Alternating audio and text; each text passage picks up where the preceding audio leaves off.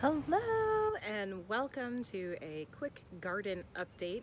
I've had a lot of people ask me a lot of questions about our garden, so I thought I'd go ahead and just do a really quick video to show you what it is that we have going on here in this jungle. So you can see behind me, it's really just taken off. It's insane. Really quick tour. So you walk in. You're instantly greeted by the potatoes. They are finally done blooming. They are not going to bloom any further, so we are now just in the waiting game. You're looking up to a maximum of 3 weeks post bloom. I have a feeling about this time next week, though, I am going to be harvesting some potatoes. For here, we have our rosemary and our blueberry. The blueberry is not going to do a single thing this year. It's going to take probably a couple of years to get it going. And then one of our potted plants there. This behemoth of a plant is the cucumbers. They have got to be close to being done doing their thing. If you see over here, and I'll zoom in a little bit, this was that trellis that I had set up, the really cheap one. I know some people have been following along on Facebook. They saw my silly little trellis post. That's the trellis right there. And this is exactly what I expected to have happen. It's collapsing under the weight of the plant itself.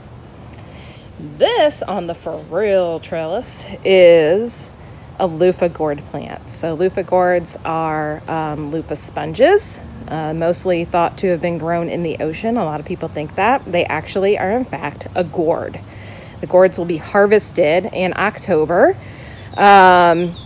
So these aren't even really close to doing what it is that they do. But the gourds will be harvested in October. We will peel them, we will de-seed them, and then they will be ready for sale over in our small shop, peakfreakdesigns.com, where you can buy some loofah gourds to go along with some of our homemade soaps. Here's our tomatoes. We have 5 variety of tomatoes, lots of green tomatoes on the vines, nothing ready to harvest. In the front here, we have my wild child, the German queen. She really does not like to grow on a single vine. I have had a heck of a time keeping all of her suckers pruned. She really wants to be just kind of a free spirit, if we shall. Behind her are our 2 different types of Beefmaster tomatoes. As I said, we've got 2 different varieties back there. Neither variety has started to turn red on the vine yet, so we've got a lot of fruit just kind of waiting. Over here, down below, we've got our 2 Romas. Next to that, we have our pepper plants. We have 3 pepper plants here. They're all green pepper, not a variety in peppers this year. Green pepper is just because they are the kind that I can eat. My daughter loves to eat green pepper slices, and we have tons of peppers within all of our meals. We've harvested all the fruit that we were able to find in the first few weeks, and now we are on our second harvest. You can see back here in this plant, we have some fruit on the vine right there. Zoom in on that. So we are coming up on our second harvest. Next to that are our eggplants. I have never had eggplant bloom and produce before August. For me, my eggplants are always produced and ready for harvesting around August, late August. We started harvesting these at the very end of June, and they are still going strong. So we've probably harvested about 15 eggplants from just these 3 plants alone. We've got a couple more on the plant, and as you can see, we've got some blooms here, so we are getting ready to go through our second harvest with them. Next to that is our ginger plant. I have never grown ginger before, but it seemed rather simple, and it honestly has been. This ginger really likes to have some incredibly hot, humid weather. It likes a ton of water. That's why I've got it in this potter here.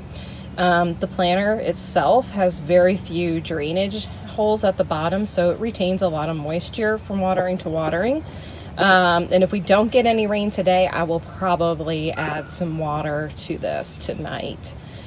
Just because it really does seek out so much water and high heat. Behind that is our strawberries. We have 4 strawberry plants that have started this year. You can see we've got a couple of ripe strawberries hanging out there. I'll pick them, and we'll probably just nosh on them a little bit. I'm not looking for a lot from these. I usually like to let my strawberries just kind of do their thing for a year, get established, and then after that, next year, we'll really be looking to these guys to be heavy producers. On top and beside the strawberries are our watermelon. This is kind of an off-the-wall plant for us. It's a very nice special treat within our family. We're not heavy watermelon eaters, but we do like it every now and again as a sweet treat. My daughter just devours them. So we are growing icebox watermelon, and I don't know if we can zoom in on this. We've got one little guy on the vine here. There he is, back there, in the back there.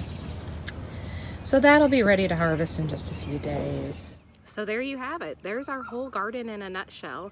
We do have a few potted plants here and there out in the backyard, but nothing that's contained within this space right now that I thought would be of any value to show. We do have a pollinator garden that's starting. We finally have some blooms on that.